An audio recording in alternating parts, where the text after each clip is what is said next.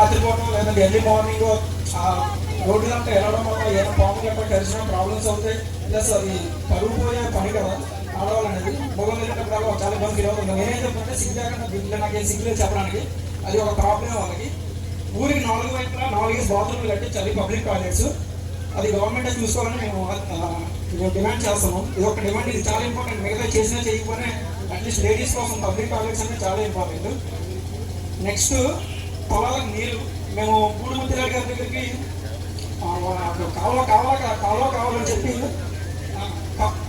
కావాలని చెప్పి ఇక్కడ ఉన్న నాయకులు ఉన్నారో వాళ్ళు వెళ్ళారు. వెళ్ళినప్పుడు ఆయన ఒకటే అన్నారంట, మేము డ్రైనేజ్ గురించి వాటర్ ప్లాంట్ గురించి దృష్టిలో పెట్టుకొని జనసేన టీడీపీ వాళ్ళని సగం అమౌంట్ పెట్టుకోమనండి, సగం అమౌంట్ నేను పెట్టుకుంటా అన్నాడంట.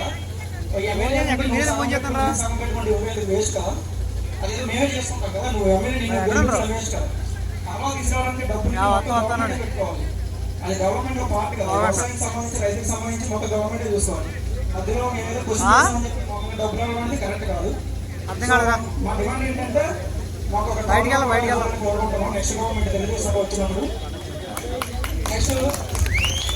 నెక్స్ట్ నాది అప్పన్న ఉందా, మిగతా కళాల దగ్గర నాకు తెలియదు ఎలా ఉన్న సిచ్యువేషన్. బట్ మా కళాల దగ్గర అయితే కనుక గడ్డ ఉంది.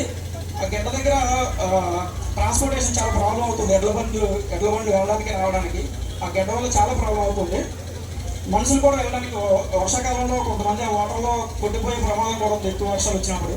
సో అక్కడ మాకు ఒక చిన్న బ్రిడ్జ్ లాంటిది కట్టి కల్పిస్తారని ఫెసిలిటీ కల్పిస్తారని కోరుకుంటున్నాం.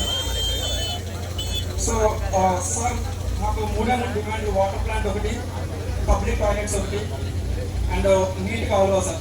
ఈ 3 మీరు పబ్లిక్గా మాకు మాటిస్తే మీకోసం క్యాంపెయిన్ చేస్తాం సార్ ప్లీజ్. ఈ కార్యక్రమం ఉద్దేశించి